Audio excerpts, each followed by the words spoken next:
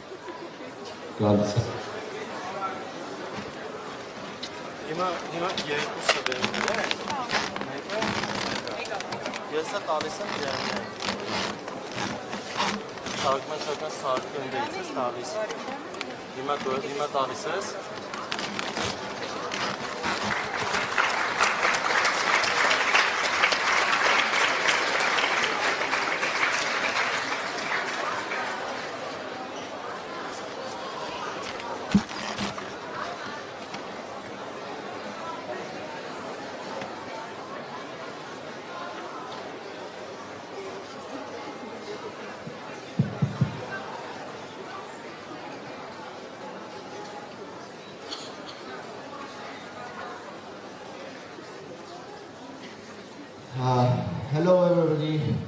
I would like to thank you for being here, as many as you can.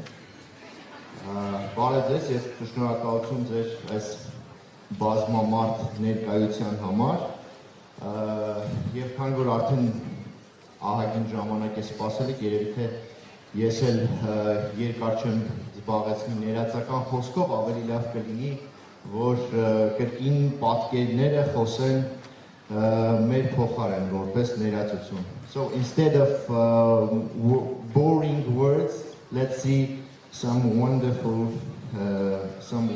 images as an introduction.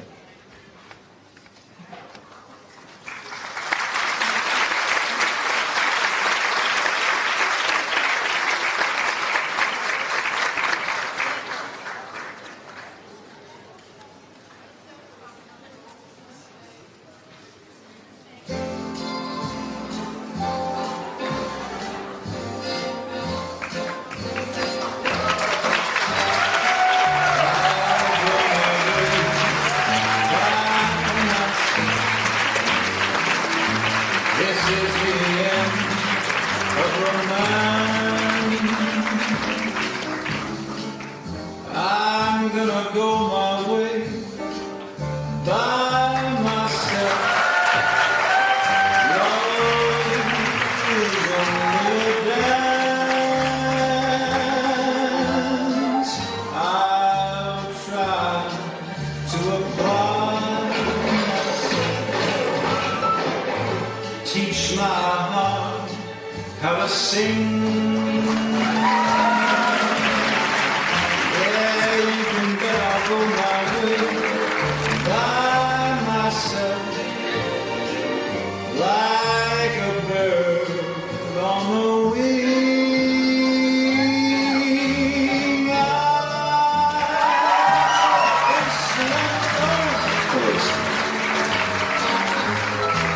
I'll build a world all my own. There ain't nobody knows better than I myself. I'm by myself alone.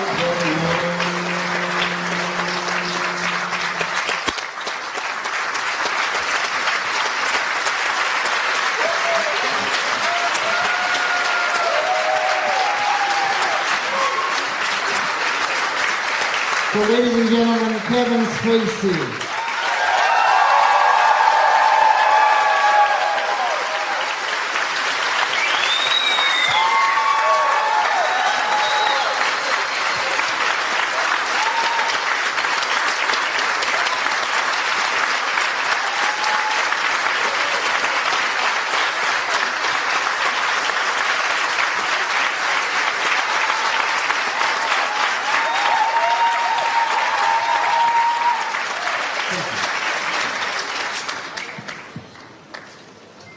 Thank you.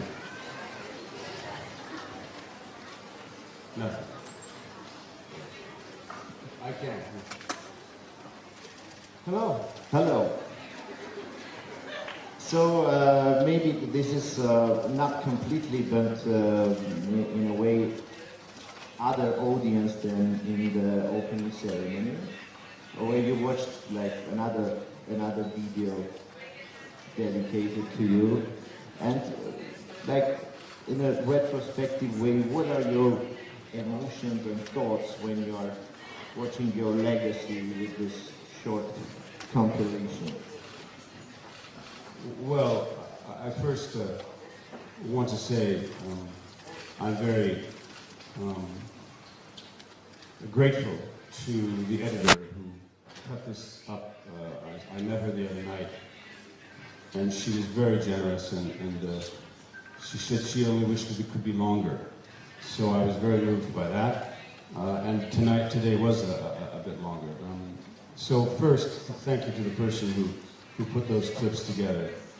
And secondly, it's to come out and see such an overflow audience is very moving for me. It means a lot to me that you all have come out. And I've been very fortunate man in my life. I've been so blessed to have been able to spend my life telling stories and trying to bring characters to life. And wanting so much in that experience and watching these clips now to have audiences remember the characters that I have had the chance to play. And I always feel so honored when people mention the name of a character that I played, like it's a real person. And that for me is very moving, and of course, as I said the other night, I see clips like this and I remember the experience and I remember the people that I worked with, and I'm so honored that I was able to achieve what we all achieved together as collaborators, filmmakers, writers, other actors and crews, to have made some movies that people enjoyed.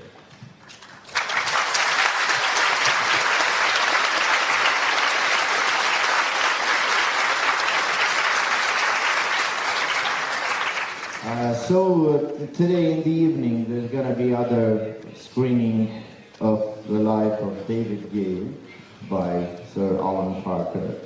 And as a kind of a little introduction, what can you say about that film and about our selection to bring particularly that film? Well, how many have seen Life of David Gale yet? Well, then we have to be very cautious that we don't give anything away to people who haven't seen the movie yet. But if you're going tonight to see the film, or you have an opportunity to see it some other time, it's a very complex issue. Certainly in the United States, it's a very controversial issue. People have very passionate views about capital punishment. And this was a movie that Alan Parker wanted to make to show how easy it is for false information and not having all the information that you need for bad decisions or conclusions to be made. And so I think the film is reflective of society, it's reflective of media, it's reflective of many, many things. And we had, I will just say personally, we had a wonderful time shooting that movie in Austin, Texas, which if you haven't been to Austin, it's a wonderful place to visit. And I'm very proud to have made that movie.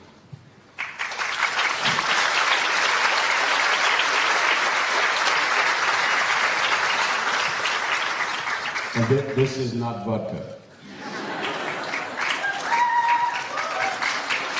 Which is disappointing for you, right?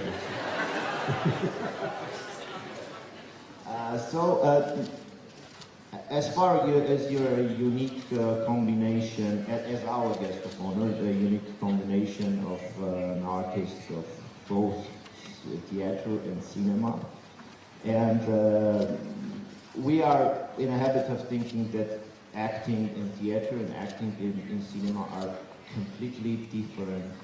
While, as far as I remember, you are not quite agree. I mean, you think that acting is acting everywhere. Yeah. Well, you asked the question and then you answered it. No, but there are a lot of. I'm just kidding. No, I will say this. I think maybe people, whether you've ever been on stage or been in a school play, or whether you just admire acting and you listen to actors talk, and sometimes I think there's this kind of mythology a mythology about film acting versus theater acting. And in fact, many people make a lot of money teaching film acting. Yes, come in, I'm going to teach you how to act in front of that camera. And I have experienced and discovered that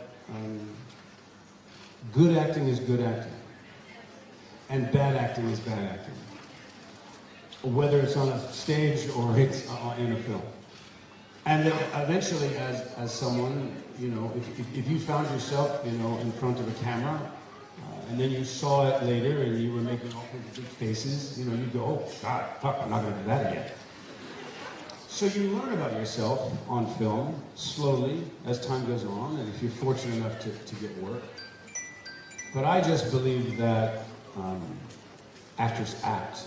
And I think one of the reasons why, if we go back in movie history and we look at people like Betty Davis or Henry Fonda or Spencer Tracy, Katharine Hepburn, Jimmy Stewart, all of these actors were remarkable actors in the theater. And it's in the theater that they learned how to act in film. And they kept going back and forth between theater and film their entire lives. And I think they were just great, no matter what medium they were in. So I believe good acting is good acting.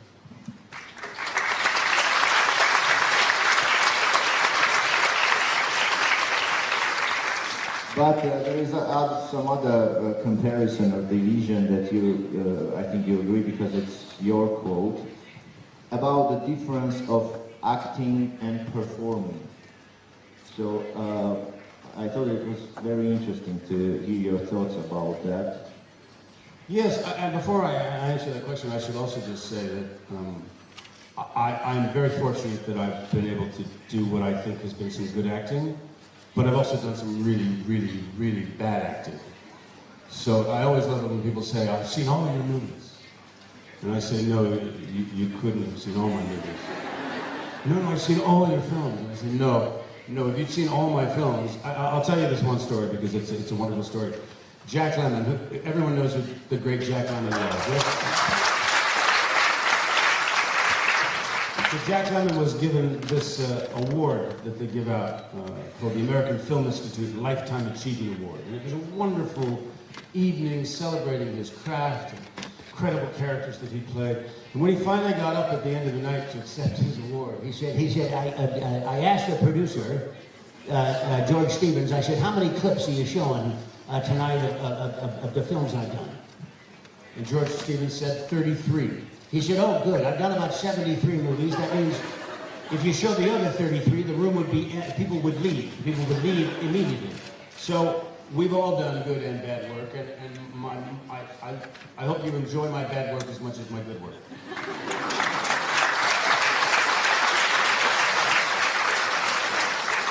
How do you see the difference between performance and acting? Well, I think I think of performance quite often in comedy. You know, when you're trying to get an audience to have a good time, you're trying to sing, dance, have a wonderful expression. It's a little bit different, that kind of performing, that level of performing, than when you're playing a role and you're acting in scenes, and the requirement of those are very specific. I think I'm that I think performing, when I think of performing, it's about trying to win the audience over and have a good time. Let's talk a little bit about outstanding film, which is called Seven, by David Fincher.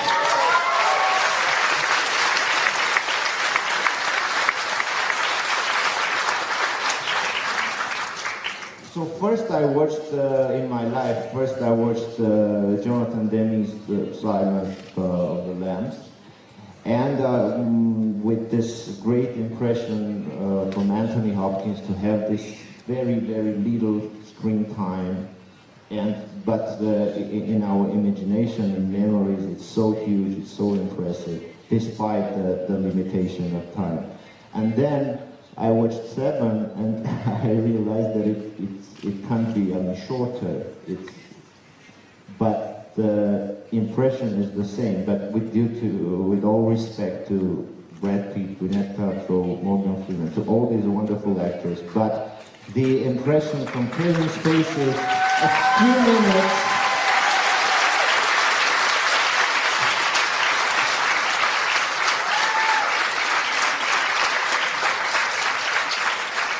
So how it happened, and were you expecting that effect?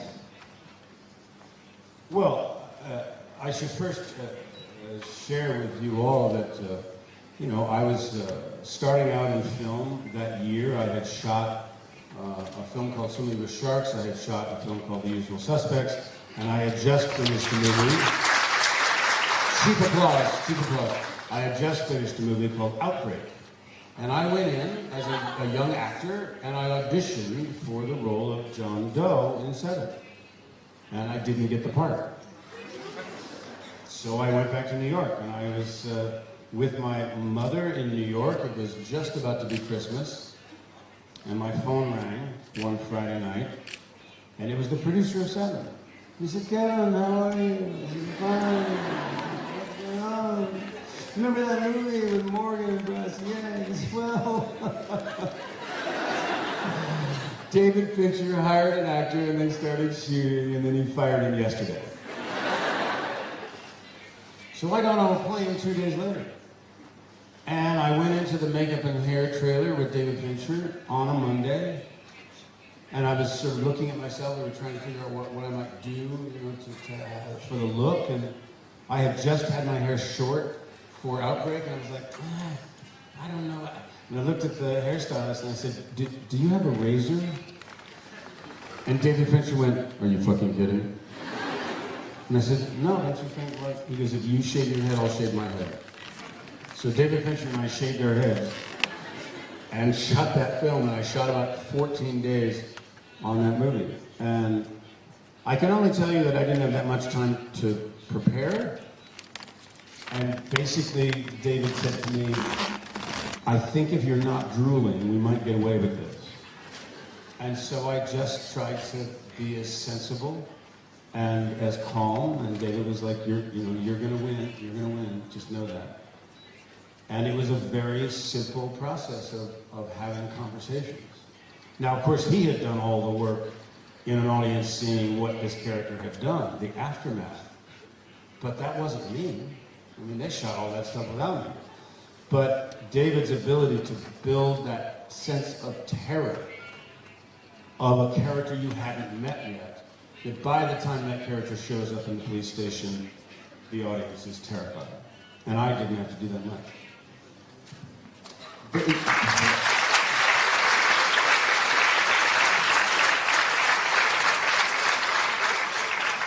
Just a little more about Fincher, because we heard a lot of stories and about his specific method of working with this multiple rehearsals and shots, etc. So how is that? I mean, what is it for, and why is this approach is so unique? Well, I think that if you just look at the results of David Fincher's movies, the answer to that question is because he wants it to be perfect. And he's willing to take however long it takes to make it perfect in his mind. And he's one of these directors who not only knows what he wants, but he's already cut the movie in his head. So he knows exactly what he needs to shoot. And he knows what he doesn't need to shoot, because he knows I'm never going to use a two-shot. I'm never going to use this. I need this, this, this. And so, in one way, as an actor, it's a very satisfying experience because you end up doing more takes in a setup because you're only doing 3 or 4 setups, as opposed to many directors who don't know what they want and aren't sure how they want to edit it, so they have to shoot it from every possible angle. And so you're spending your day doing lots of different setups, but you don't get as many takes. But with David, I mean, I've been in a situation where, we were on take 25, and he hadn't yet said anything to me about how to make it better. So I go, he go, "Let's do that again." And I go, no, let's just do it again. Okay, should I let's do it again. So you do it again. And I think to some degree when you start take 15, take 16, take 17, and you're not getting any feedback, it took me a while to realize that he's just beating the acting out of me. It's because at a certain point you start to feel like, oh, I'm crap. I'm going to get fired next. But what he's doing is he's just trying to get you as simple, as clear, as clean, as direct, and fast, because he likes it fast, as you can possibly get. And there are some people who don't like that way of working, but I do. But also he will give me direction. There have been times when he would say something like, I remember on House of Cards, which he directed the first 2 episodes of, there was some scene where I had all this dialogue. It might have been a direct address moment where I looked into the camera. I'm very sorry, but we heard House of Cards with no applause. Well, that's all right.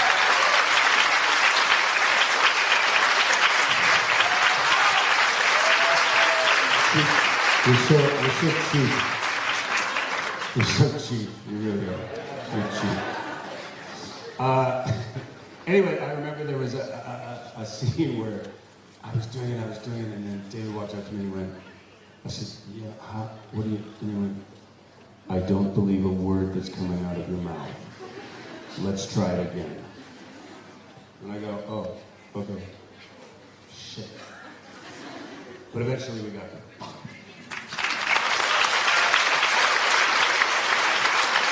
As far as you talked about doing again and again, I remember another wonderful fragment that, for me, it's kind of a line that it, instead of a great lecture, it's about the dialogue between Hooker and Jack Lemmon about doing a little. Yeah, you want me to? I think, yeah, because I think it's kind of goes to the essence of this topic. Well, this is a story that Jack Lemmon used to tell, and it was the story of his very first film as an actor.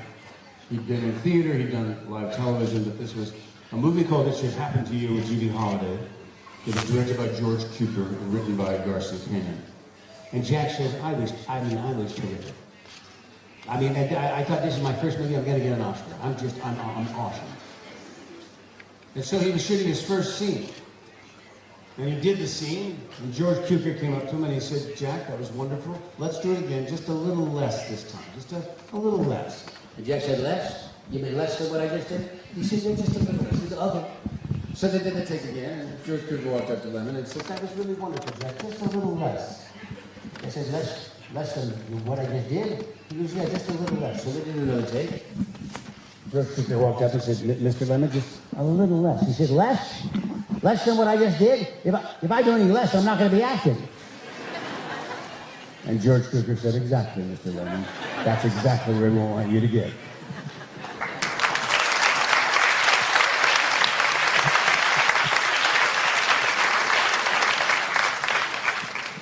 So we detect the talent of the actor and also the part of like another dimension of the technical things, the skills.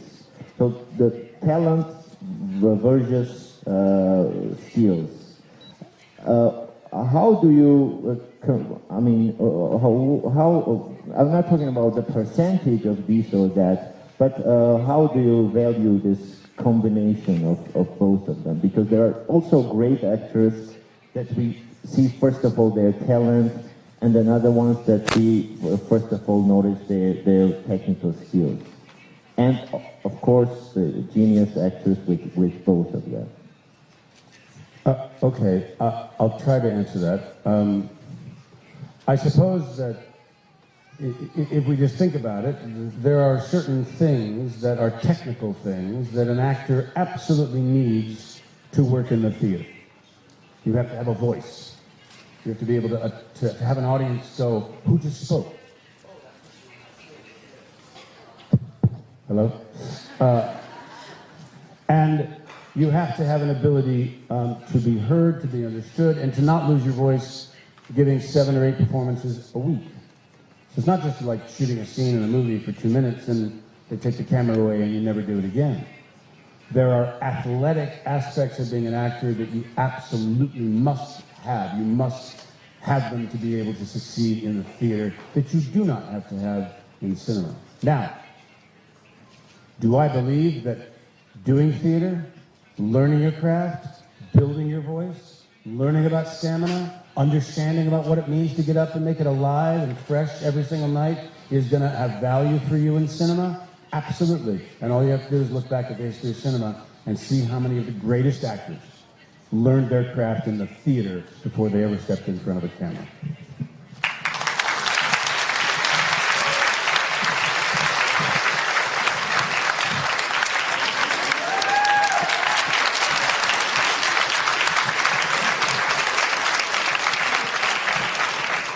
So one of the best examples of this technique can be impressions. I don't know, maybe many of us, what amazing impressions made by Kevin Spacey. This one is mine, this one is yours. Which bottle? So the big one is yours, and I'm still cheap. I'm just going for the vodka, that's all. Can you tell us a little bit about this? When did you start doing impressions, and how it is happening? I mean, do you watch a lot of materials of this or that, men or women? Yes, I find that what I do is I listen to a person long enough to be able to speak a little like they speak, but try to make sense of what they say when they say it.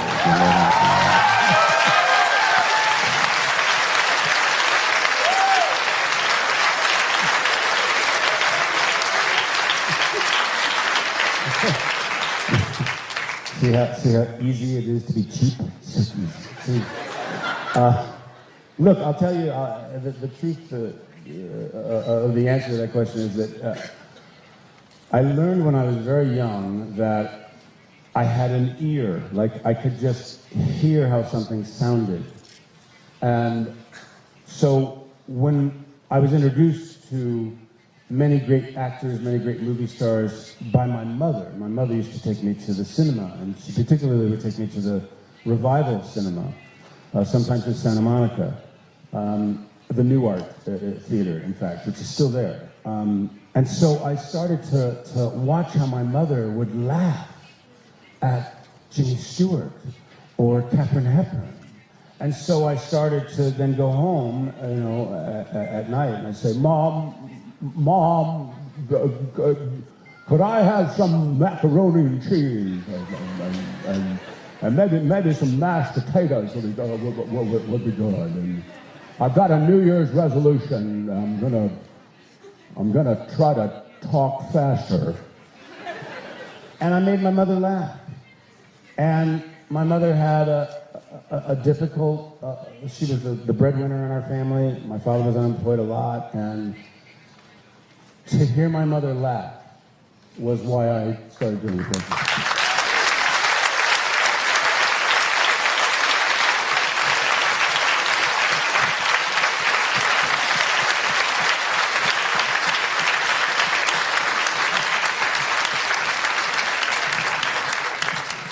Another great film to ask you about is Glengarry, Glen Ross, I think. With one of the most amazing casts ever, right? With this absolutely genius actors, Jack Lemmon, Kevin Spacey, Al Pacino, Alec Baldwin, whom did I miss?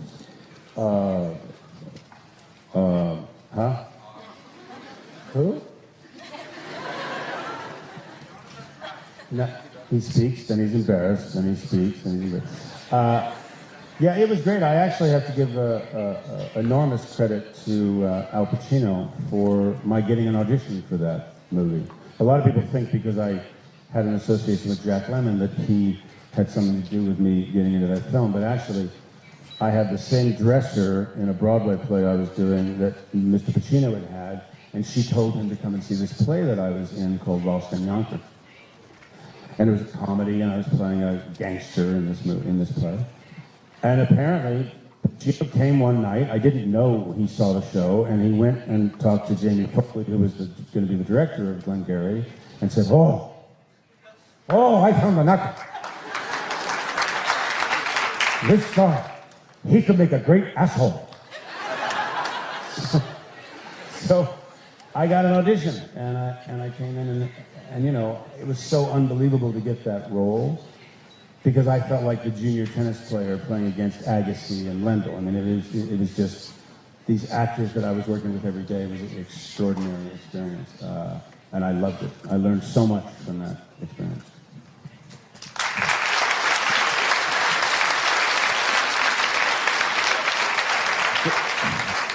So you named Agassi because you know that he's Armenian, right? Or?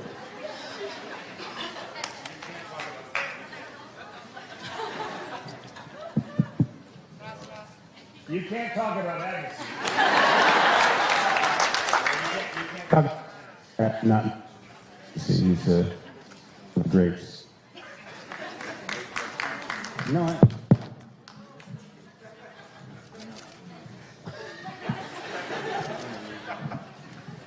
We're gonna have a few. Yes. Yeah. And maybe the last question, and then we'll give a chance for the audience to give some questions. I was asked some 20, 30 times to ask about American Beauty.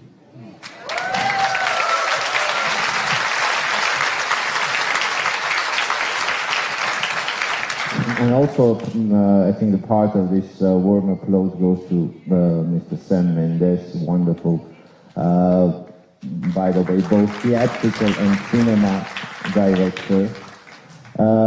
What is your experience there, and how it, I think there's an interesting story, so how it happened, just generally about your collaborations with Sam Mendes, and particularly for that film? Well, I have been an admirer of Sam Mendes' work as a theater director. He ran a theater in London called the Dunmar Theater for many, many years. He did incredible, he had an extraordinary style in theater. The way in which the scenic design, the way he used lighting, the way he worked with actors, it was just very impressive, very unique. And so I was very curious when I had heard that Sam Mendes had turned down a bunch of movies over a number of years, and he finally had decided on what was going to be his first movie. So I heard about the movie because of Sam Mendes way before I read it.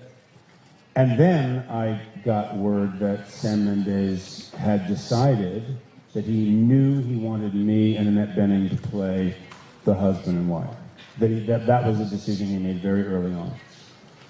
And so I was in London doing a play called The Iceman Cometh, and Sam came over to the theater, and we went to a little pub down the block. And we spent an hour and a half talking about Lester, who Lester was. And I'll just tell you a little bit in terms of the way in which I think he was so smart in the way in which he collaborated with me. We were about 2 weeks away from shooting in Los Angeles. This is now a number of months later. And Sam said to me, when was the last time you watched The Apartment? He said. The Apartment being a great film with Jack Lemmon. And I said, I mean, it's one of the great movies. I haven't watched it in a while. And he goes, I want you to watch The Apartment again, and then let's come back together and we'll chat about it. So I went and watched The Apartment. I came back. And Sam said, if you watch Jack Lemmon in that film, the most remarkable thing about his performance is that he never changes. There's never a moment where the light bulb goes off over his head. We observe him evolve through the course of the film. We watch him grow. And that's what I need you to do with Lester. I don't want there to ever be a moment in the film where people see him change. But we have to watch him evolve. And it was such a smart, astute direction, because it helped me know and trust that Sam was doing his job, the script was doing its job, and that if I did my job, which was to go from a schlumpy, slightly gray, uninspired character to a person who found who he was and changed his life. But I did it in such a way that you never really see it happen. It just evolves. That was a great piece of direction for Sam to give me. And for him to have used Jack Lemmon was pretty great. Now, we did a whole bunch of theatrical tricks in order to make that work that an audience wouldn't know. I had 3 different hair pieces. I had different sized clothes. I had makeup that was sort of grayish, and then slowly got golden and brighter and sunnier. So we used all of those tricks. And here's the lesson. Jack Lemmon didn't use any of those tricks. He just did it. I had all these theatrical tricks, but Jack just did it.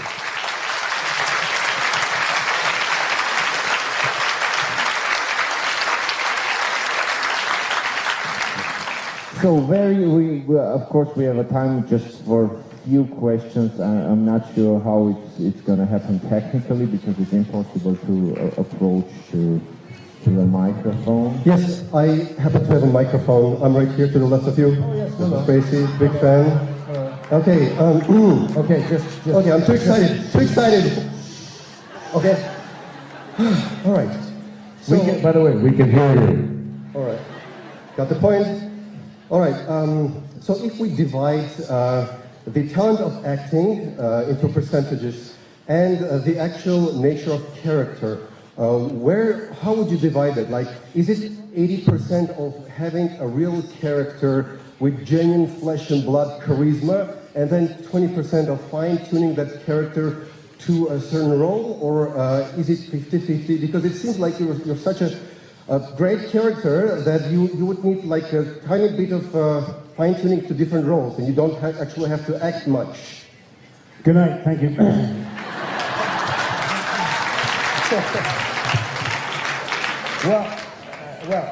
Thank you, first of all. It starts, for me, that the job of the actor is to serve the writing. My job is to try to unveil and understand and investigate, hit, beat around, chop up, challenge the ideas. And if I know what those ideas are, if I can understand those ideas, what does the writer want the audience to feel? Which idea do I want to land in someone's lap so they have a response? They hear it, the idea. Then it's down to the quality of that writing, and that a writer has created a character on a page that you start to see. Like I'll give it to you this way. It's always a process of working backwards for me a little bit, because when I read a script for the first time and I'm just knocked out, I'm blown away. I can't believe this thing has been written. It's so beautiful. It's such an incredible story. That's the experience I want you to have when you see it for the first time. Mm-hmm. So my job is to get it back to that freshness, to that inspiration, to that moment where it hit me. I want it to hit you in the same way. Thank you. Just very quick. Have you had the feeling that we have a follow-up question. There's a follow-up question. It's a follow-up. It's a cultural thing. So, sorry, I'm getting gifts. I'm sorry. Have you heard? I'm sorry. There's a priority Yeah, here. You know. we can multitask. I'm getting gifts, but we can multitask. Well, can you hang on? We're in the middle of something. Have you not seen this man talking? Have you heard a writer tell you, "Oh my God, your performing is so much better than what I originally had in mind when I was writing this thing"? Please say yes. Yes. Yes. Thank you. Cool. Okay. I can pass the torch. Hang on just a second. Before we have a question, she wants to explain what this gift is. God knows what's going to come out of her mouth. It's an Armenian silver ring. I know that you love rings very much. And in 2 weeks, you'll have a birthday in July, yes. So, it's a symbol of the first Armenian government, Philippiya, and I make it saint in church. So, God bless you. God bless all your power, all your soul, and we are very proud that you visited our country. So, I have a question. What's the top 3 of characters that your beloved characters that you played in your movies? Top 3. Because my favorite is Kaiser Soze. You're going to limp out of here? Is that you're going to limp out of here? First of all, thank you. That's beautiful and very kind, and thank you so much. I will put that on later. And you wanted to know what my favorite character?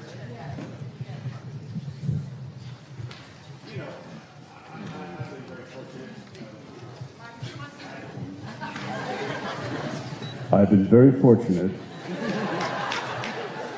to have been offered so many remarkable kinds of characters and parts and characters I was so honored and delighted to bring to life. But my answer to your question is I hope it's ahead of me and not behind me. I haven't given it yet.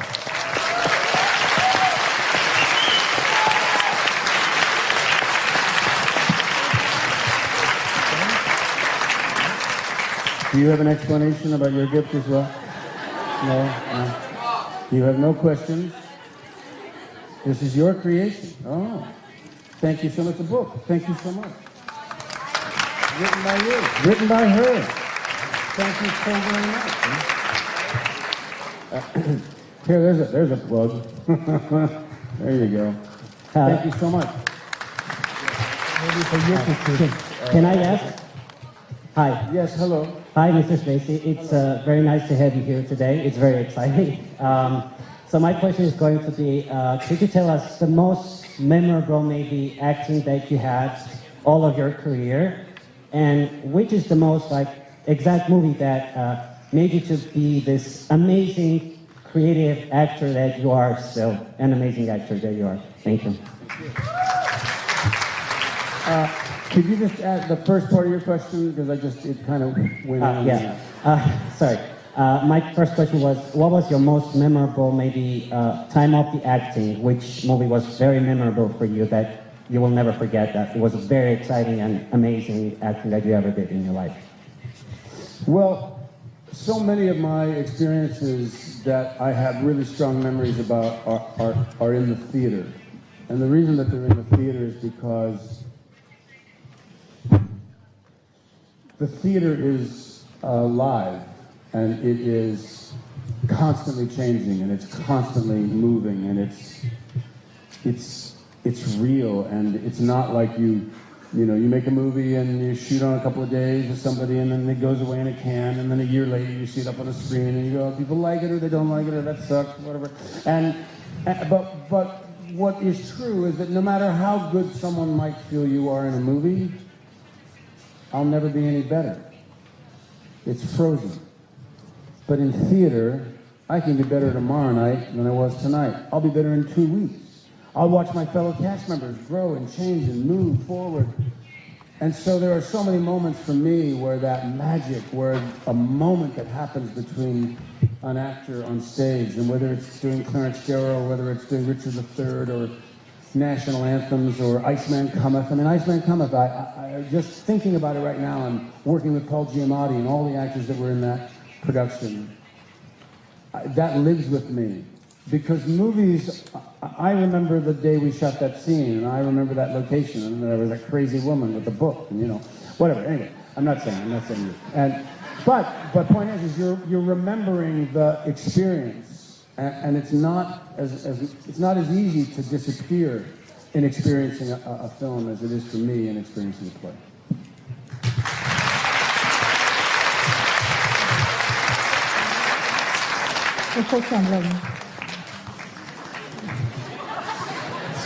Thank you.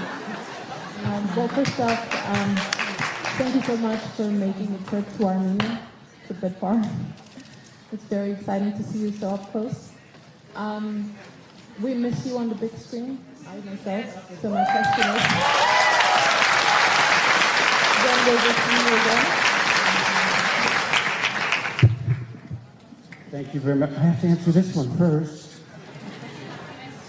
There's this thing, there's a question, and then there's an answer, and then I'll continue. But I don't want to get people in the back too, because you get the guys in the front row.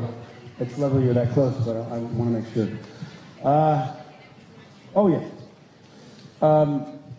Look, I've been so fortunate over the last 4 or 5 years to have had some wonderful filmmakers, Frank Nero and others, who stood up and offered me opportunity to come and work on their movies, and I've been so honored to do that.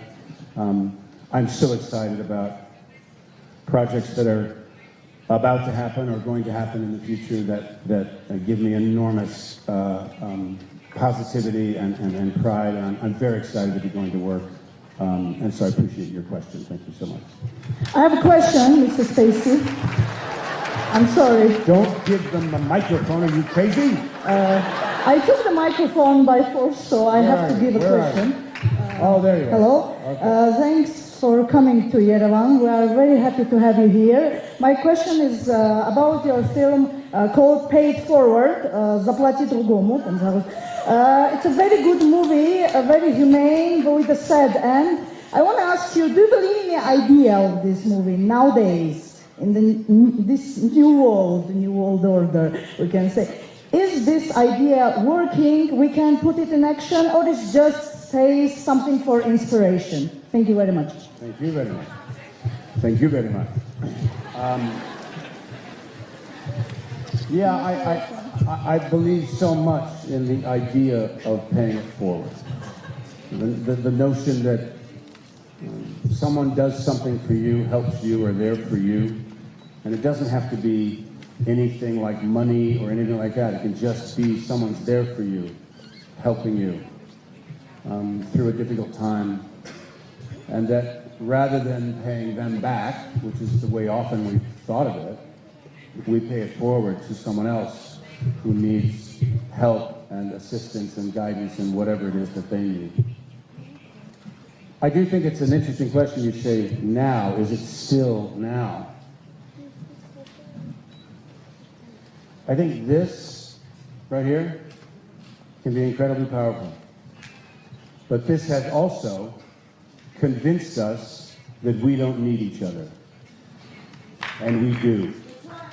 So we should put this to use in paying it forward, lots of ideas and causes and things that we believe in. But we should also put it down and deal with each other and talk to each other and experience each other every day.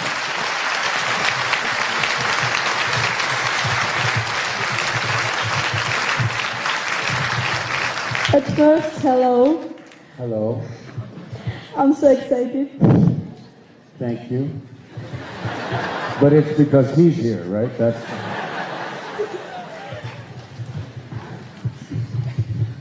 Dear Kevin Spacey, what do you do to get into character? What do I do? Yes. Well, it's different. Every time it's different because I'm always working with a different director, and sometimes he or she have ideas about the world they want to create, and so my job is to not only serve the writing, but understand the world the director wants to make. I like sometimes to make this comparison that I am a series of colors in someone else's painting, and that's my job. Thank you.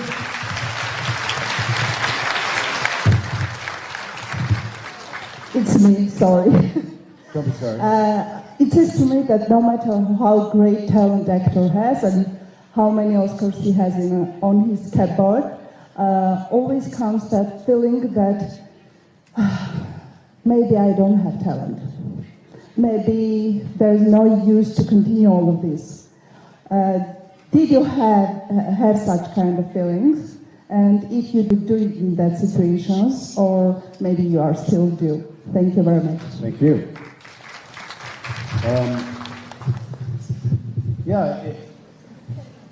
Look, it's very humbling and wonderful to be nominated.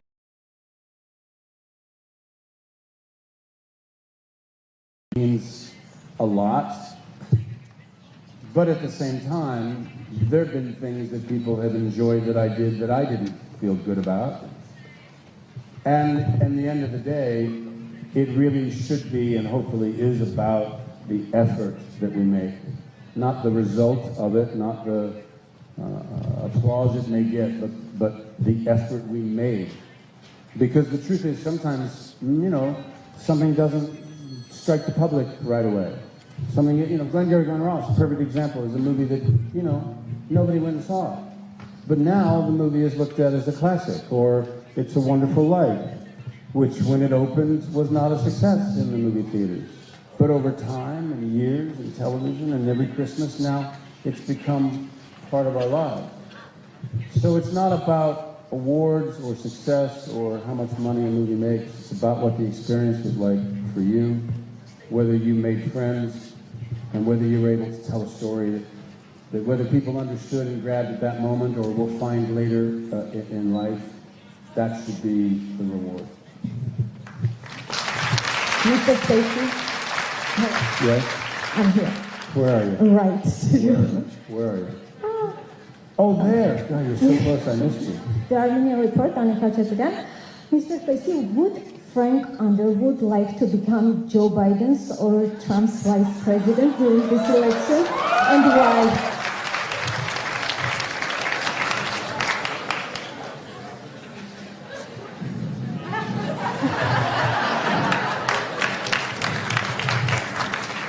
There are so many ways to answer that question.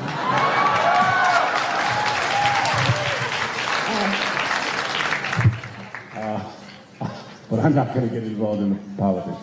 Yeah, how about back there? Yeah.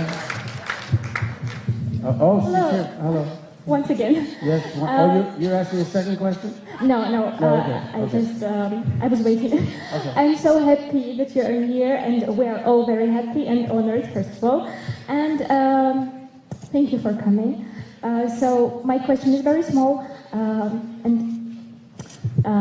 If there was a time machine, would you like to travel to the past or to the future, and why? Thank you very much. Wow. Would I like to travel to the future? It's a good question. Well, tomorrow is the future, so I'm going to be around for that, I hope. I actually think that there are times in world history, individuals in world history, that I would like to go back. Because there are some things that I would like to be able to understand that I don't understand now. That we could learn, that I could learn by going back in history. Not to change it, but to understand it better. Sometimes you just have to be there to understand something better. Thank you. Bravo!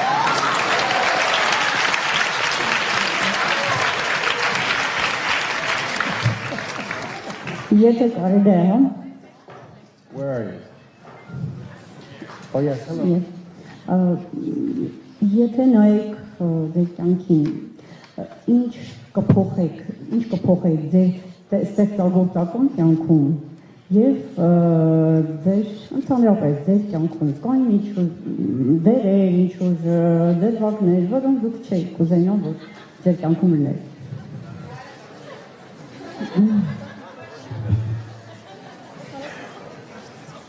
I didn't quite understand that question, but it sounded like... Kevin, I love you. Mwah.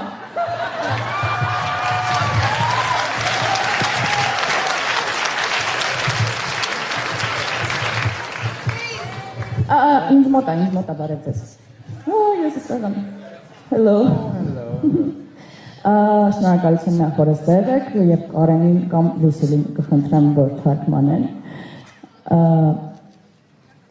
Որտեղ է դերասանի սահմանը ռեժիսորի հետ աշխատանքում եւ ինչքան պետք է դերասանը լինի ռեժիսորինը։ Երբ որ մեծ մասամբ ռեժիսորի ֆիլմն է եւ ինքը տալիս է խնդիր։ I can't understand anything. So yeah, the question is about if it's done already.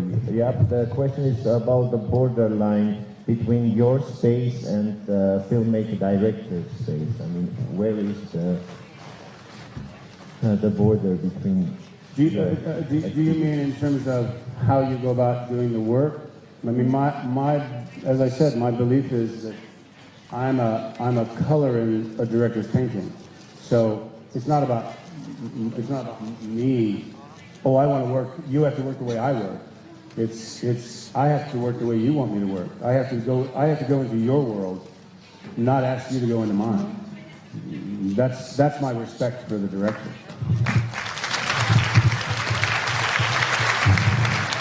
Mr. Spheysi, hello, here. I was trying to lure you out with my watch, but it's all right. I wrote down my questions so I don't mess it up. So, hello, Mr. Spheysi, and welcome to our beautiful country. I love you as an actor and as a man, and I imagine you got a great big heart, and you got the best Al Pacino impression, and I love it. Now, to my question, I wanted to ask it in private, but I'm afraid it's not.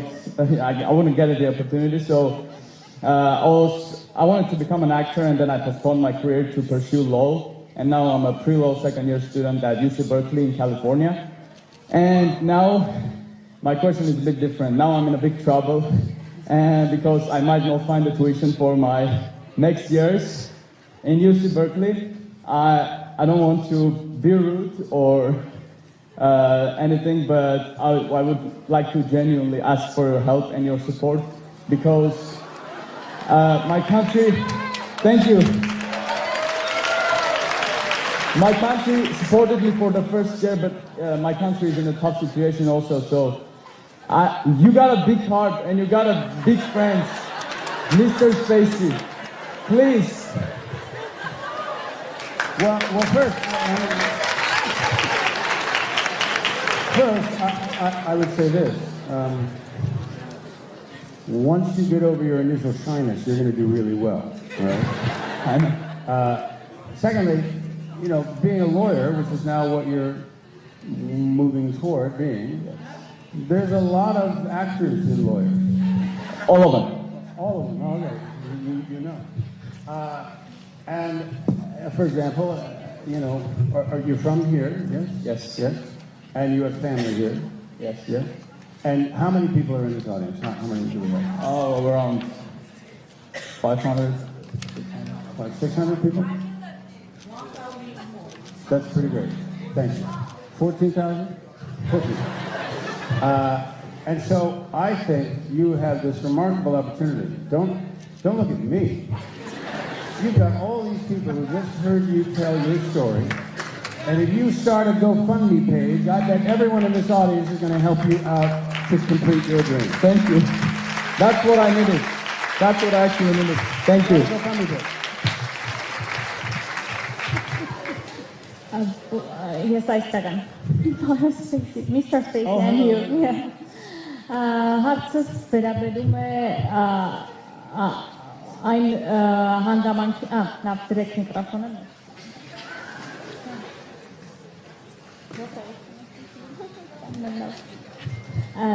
Ձեզ հետ հանդիպումը պետք է տեղի ունենար ամերիկյան համալսարանում, բայց այն ամբողջությամբ չեղարկվեց եւ առհասարակ ձեր գալուն երևի մամուլում կարդացել եք շատ տարբեր արձագանքներ կային, ինչպես եք դուք վերաբերվում դրան։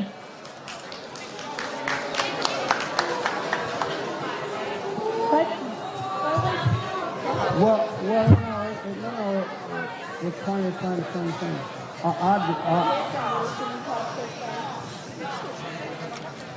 It's fine.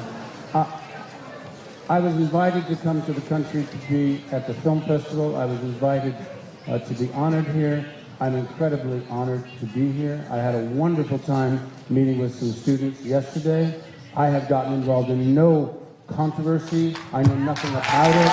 I came to do what I came to do.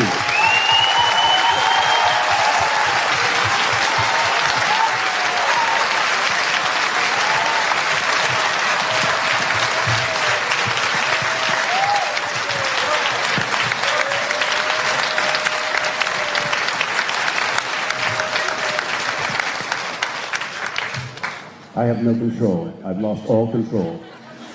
Who has the microphone? I'm here. Oh, you're there. Okay, hi. Yeah, Mr. Spheysi, my question is there are a lot of films, and I'm interested if you can remember all of the scripts or some of them, and if you can you please demonstrate the favorite one of yours? A small. Well, the truth is, I mean, this is going to sound crazy, but I'm able to remember work when I'm working on it. Like if you're doing a play every night, you know, you remember because you've been doing it every night. But the moment the play is finished, I don't remember anything. I mean, sometimes people say lines to me from a movie, you know, like I'll be somewhere and someone will go, blah, blah, blah, blah, whatever the line is. Go to lunch. Will you go to lunch? Right? People say that to me from Glengarry. But I don't remember most of my stuff. So and I'm sorry. And also, you know, if you want me to perform, you really got to pay me.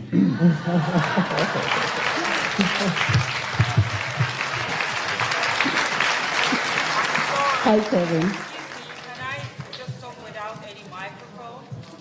You seem to be able to talk without any microphone, yes. I would love to, first of all, thank you for coming to Armenia. And it's really question just direct. This is fantastic. My question is, what is each part, theatrical, not movie part, is your favorite, and who is your favorite drama writer?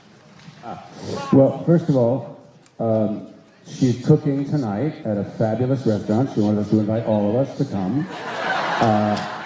That's what she said, right?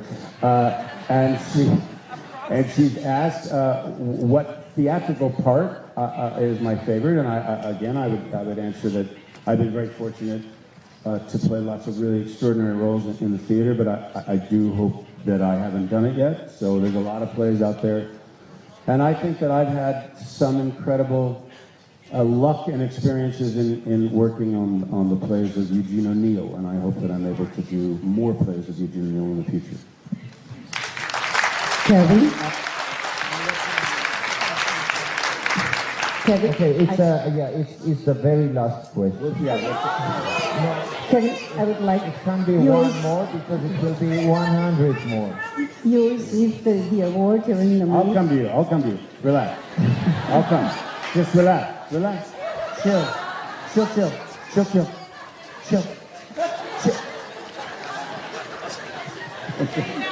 You received the award the same night as Atom, and Atom was asked the other day at his rendezvous his feelings about the misuse of power, and he got a wonderful answer, and he was asked about the comparison with you and what happened to you in the past, and because it's the same night that you and both were awarded here at the Armenian Festival. And so I was wondering, what is your answer to the misuse of power? Well, it's a very general question to ask, and I can understand why you want to ask. Are you a journalist?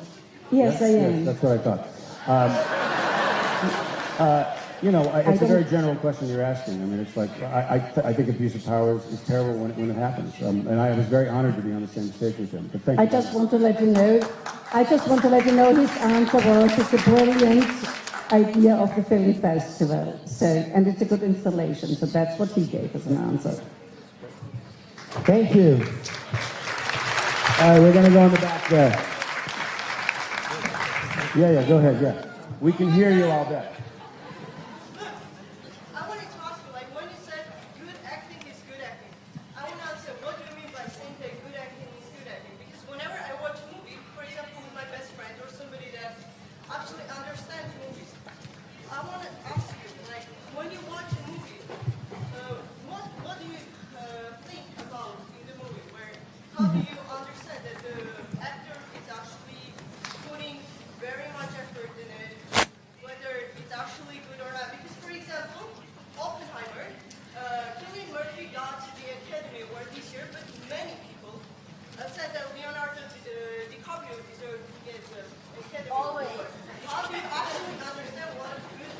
Well, I appreciate the question, and I would simply try to answer it in two ways. One, let's just face the fact that comparing actors' performances is like apples and oranges. They shouldn't be compared. They're completely different. And it's nice that people get awards, but it's a silly process to say, this one was the best. It's just a silly process. For me, in terms of when I go to a play or I go to a movie, for me, what good acting is, what good storytelling is, what good direction is when I find myself 10 minutes into a movie or a play lost in a world that they've given me on that screen.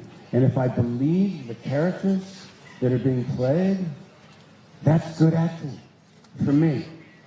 If I'm taken into a story, that's all I want. Thank you all so very, very much. Thank you.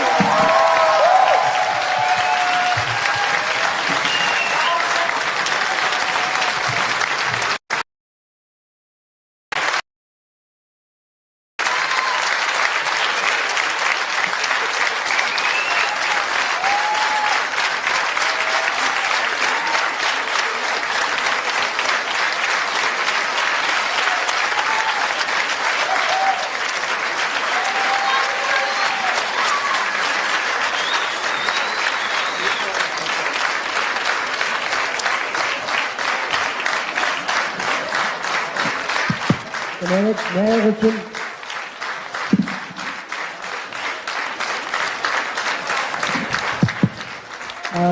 նրանք ովքեր ուշադրություն, բոլոր նրանք ովքեր ունեն թարգմանչական սարքեր, խնդրում